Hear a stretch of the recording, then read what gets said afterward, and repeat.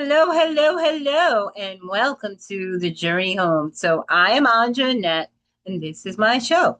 So, in my personal life, I am a nurse, I am a holistic practitioner, I'm an international best-selling author, a leaky gut, thyroid, and weight loss expert, and I put women in a body they love. So, this show is really my journey, what it was like years ago, what it's like today, and we talk a little bit about health and what I'm doing in my business, just stuff like that. Just a quick reminder if you're just coming in. So today I want to talk a little bit about health, and then we'll talk about some other things. So let's start with the health component. So it's really, really, really, really hot out there. So I was at the pool today for about 2 hours. That was really all I could manage. But this is, as a nurse and someone who cares about you, a lot of times we don't always know that we're getting dehydrated and we start feeling dizzy and fatigued. We'll come on all of a sudden, or we'll get headaches or pain behind the eyes. Our urine will be dark in color, or we'll have less urine output. So these are like really everyday signs of dehydration. And these things are more important now that the summer's here because heat stroke is a real thing. Okay. So if you have aging parents, you should be really, keeping an eye on them, especially in the heat. So I was talking in my groups a few minutes ago, actually, and I was talking to them about the elderly. So I did geriatrics for a long time. I've worked in every facet of nursing there is, truly. Um, so a lot of times in the elderly patients, well, even people that my age and up, as we get older, everything slows down in the body, right? So one of the things we lose is the thirst quench. We don't always feel thirsty, even when our bodies require that water, right? So in the elderly, if you hand them water, they are more likely to drink it than if you ask them, would you like a glass of water? So this is important. So if you're over at your family's house and you have aging parents, just hand them water whenever you're there. That way they're getting in something, right? So the other thing is that we do lose the elasticity in our skin as we age, right? So that's another sign that you'll see of dehydration, right? So if you hold your skin and you pinch your skin and you pinch it and you let go, if it doesn't snap back right away, like less than 3 seconds, that's a sign of tenting and dehydration. So if it takes longer than 3 seconds and you're not 90 years old, there's a problem, right? So, but even in the elderly, skin that's slow to respond is a sign of dehydration. So you really should think about that when you're around these aging people and when you've been out just doors for a long time. So we do want to try to not be out in direct sun for all day. So take breaks. Always have something with you to hydrate and replenish your fluids. So we lose a lot of fluids as soon as we wake up in the morning. We go to the bathroom and we lose a lot of fluids, right? So we should be replenishing them. Water should be the first thing you drink in the morning. It's setting your metabolism up for success. It's telling your body yes, right? So these are things that you should be doing every morning. Have that before you have your coffee. Having coffee first thing does affect your adrenals. It does slow down your adrenals, your thyroid. So you do want to wait about an hour before you have that coffee. You should have had that water first and even consumed a little something to eat, right? So a lot of people don't get the concept of eating in the morning. And, our parents always told us that breakfast was the most important meal of the day. And it absolutely is. So you would never get in a car and drive without gas. So why do you think that your body should run on empty? Just use like common sense in these type situations, really. So our body does have sensible and insensible losses. So sensible losses are things like sweat, urine, right? And the insensible losses are you're losing water through your skin all day long. You're losing water when you're breathing, normal respiration, you're losing water. So we do need to replenish that because the water really does help your cells and so much more, right? So your muscles, all those things, your joints, they all require water. Water is 70% of your body. So give your body what it needs and it will work for you.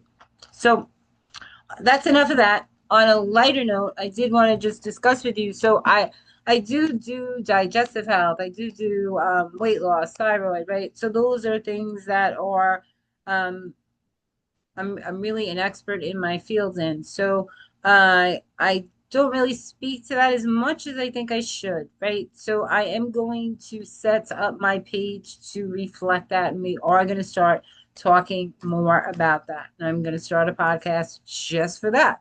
So you can tune into that. So I do have a lot of other podcasts on my YouTube station. Maybe you're only tuning into this. I have something called Raising Heroes, which is nursery rhymes and songs that I create for kids to help kids in everyday life situations, calm their bodies for anxiety, sort of like what I do with my books. Um, I created Body Boogie Bingo because it helps kids learn their body and get in touch with their body, right, in a fun way, right? So I have a few coming out this week, but my body feels, feelings are okay, things like that. The kids really need for inspiration to know that what they're doing out there in the world matters and it's okay because kids are just little adults. So if we think about what we wanted when we were growing up, I'm trying to start that for children so that they have a place where they know that it's okay to feel whatever they're feeling and um, to experience it and just we hear a lot as children don't cry and stuff like that, and I don't think we're allowed to um, honor our feelings from the time we're very young. And I think this creates a lot of issues with people feeling inadequate as they age, right? Or that they don't fit in, or something like that, or they don't honor their feelings, or they become people pleasers. So, a lot of the things I'm putting out there are things that I see in adults. I mean, I've been working in healthcare for 40 years, and um, I work with clients all the time, and I'm experiencing a lot of people that don't know how to put themselves first, a lot of people that don't know that self-care doesn't have to just be taking going for a pedicure or things like that. It is taking care of your full body and giving yourself that space to calm yourself and your nervous system and just doing something nice for yourself and saying no when you want to say no and saying yes when it's good for you too, right? So but not worrying about what other people think, honoring your feelings and setting boundaries for yourself. That's all self care, putting yourself first. Because if we don't put ourselves first, we can't show up fully for other people.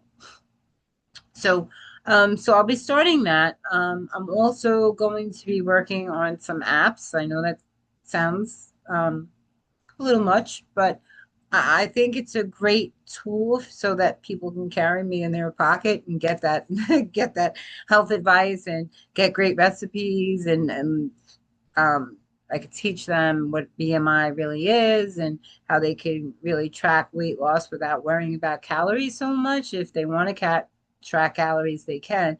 But if you're eating right and eating all the things you're supposed to be eating, then calories really has no place in your diet, right? Because you eat to fuel your body, not to lose weight, not to gain weight, not to feel a, you eat to feel good, to nourish your body, right? So that's what eating really is for. And a lot of us become emotional eaters. There's so many different kinds of emotional eaters. And we're taught that from the time we're kids.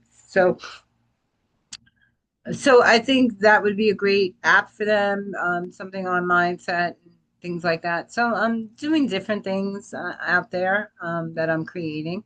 Um, I'm sure there's people that have created similar things, right? But people that follow me might want that, right? So that's where I'm at now.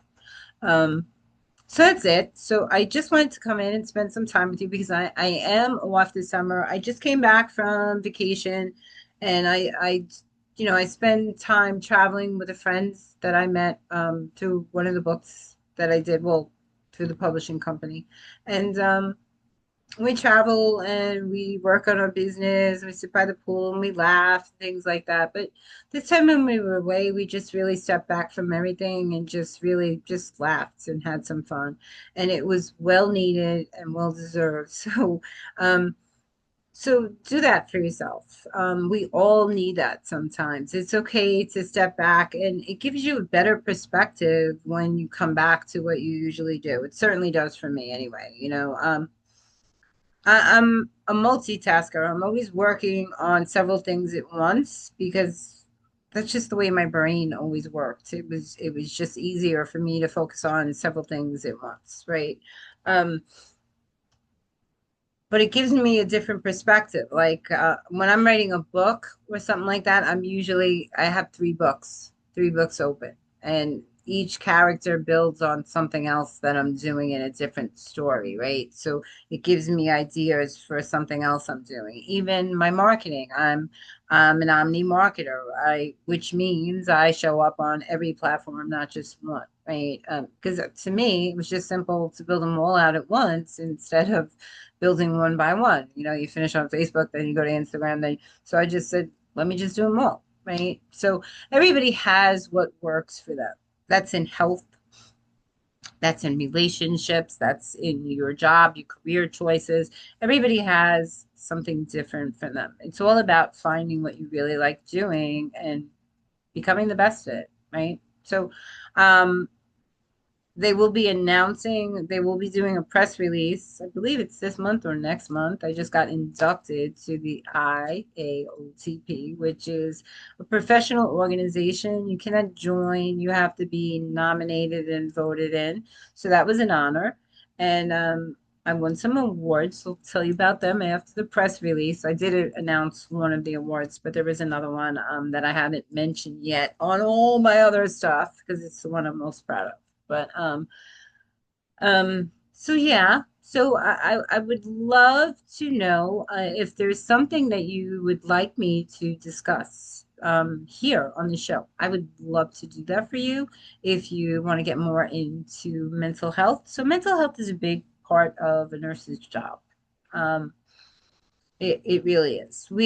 As a nurse, we cover mental health. We are the social worker. Sometimes we are the advocate. We are someone who wears a lot of different hats, right? And nutrition is a big part of nursing. But I did go and take those classes in nutrition as well. I thought it was helpful to learn at a deeper level, right? Because in the hospital setting or whatever setting you're working as a nurse, there's always a dietitian there. So even though you coordinate with them, they're doing most of the planning. So I wanted to be part of that planning process to, hands on and learn more about that. So that's why I did that. But if you have any questions or anything that you'd like to discuss more of here on the show, I am so happy to do that for you. By drop it in the comments, and as always, like and subscribe if you are following this channel. I hope you guys are having a great summer. It's Friday here. Happy Friday to your health. Have a great day.